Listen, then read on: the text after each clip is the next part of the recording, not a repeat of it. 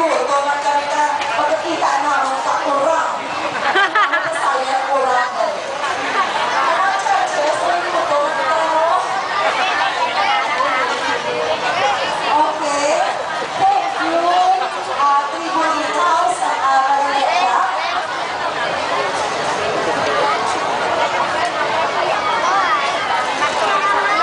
Maulay pada sandal takas. Maulay pada sandal takas. Ligma pada Ang sandal. mga ito, pagyanan na, tribulinaw, kanina panguluhan.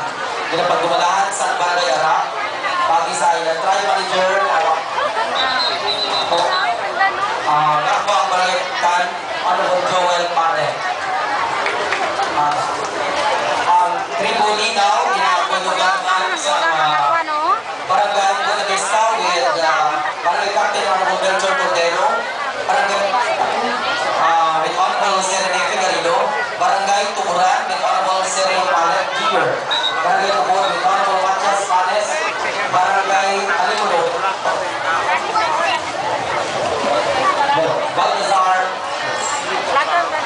Tribe Manager Honorable Joel Panes, Assistant Tribe Manager Honorable Matias Panes Jr., Choreographer Glenn Apiladas, Assistant Choreographer Michael Apiladas, Yusuf Festival Yukare, and tattoo artist is Jessie Cadalso.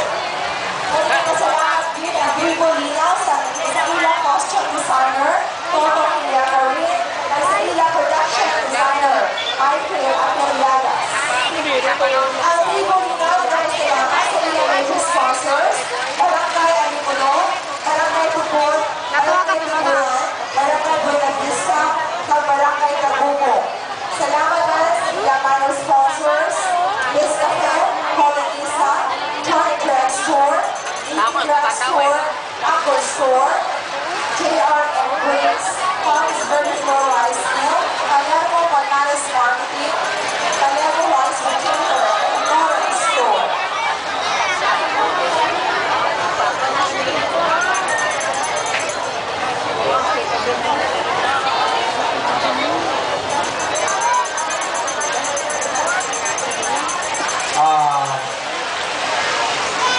May isa pa kita ka nabiling na tribo sa walong atong ka tribo sa subong tuig na Pintados di Pasig Festival. Sa walong kita ka tribo para sa tribe competition.